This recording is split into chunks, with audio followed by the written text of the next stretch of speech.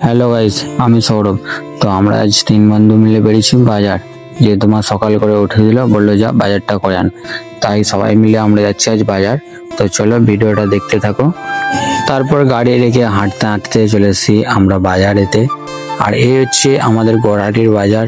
যারা যারা বাজার থেকে ভিডিওটা দেখছো, ভিডিওটা লাইক কমেন্ট পেজটি ফলো করে দেবে। ইউটিউব চ্যানেল থেকে দেখে থাকলে ইউটিউব চ্যানেলটা সাবস্ক্রাইব করে দেবে আর ছোট্ট ভাইটার পাশে থাকবে গাইস।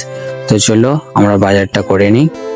তো যেহেতু মা বলেছিল আলু আনতে, তাই সবার প্রথমে আমরা চলে গেলাম আলুর দোকানে আর আমরা উঠিয়ে নিলাম আলু।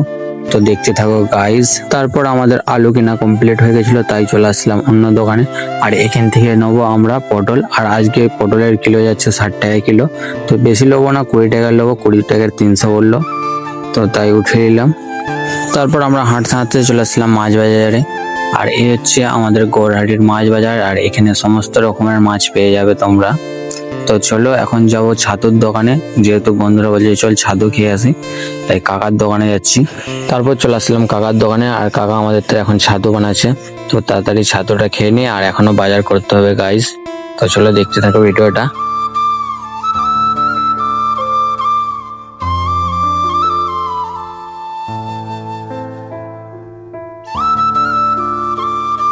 তো কাকা আমাদেরকে এখন ছাতু দিয়ে দিল। আর এই হচ্ছে ছাতু। তো কেমন বানিয়েছে কমেন্টে জানাবে। যেহেতু বাজার করতে এখনো বাকি আছে, তাই তিনজন মিলে আবার বেরিয়েছি বাজার করতে।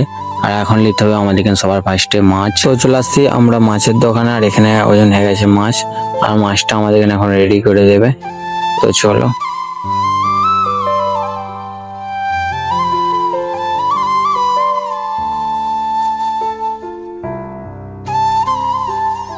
তো যেহেতু আমার মাছলা কমপ্লিট হয়ে গেছিল, তাই ভাগনা বলছে চল আমার বাজারটা করতে হবে। তাই তিনজন মিলে আবার ভাগনার বাজারটা করেছি।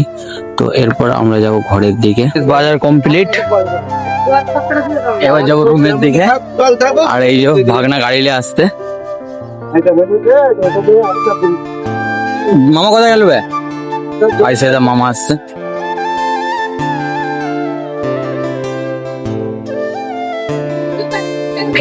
চলো তোমাদের সঙ্গে দেখা হচ্ছে বাড়িতে। তো তোমরা যেহেতু দেখেছো আমাদের বাজার করা কমপ্লিট হয়ে গেছে, তো আমরা এখন যাবো বাড়ির দিকে। আর তোমাদের ভিডিওটা কেমন লেগেছে একটু কমেন্টে জানাবে, আর ছোট্ট ভাইটার পাশে থাকবে গাইস।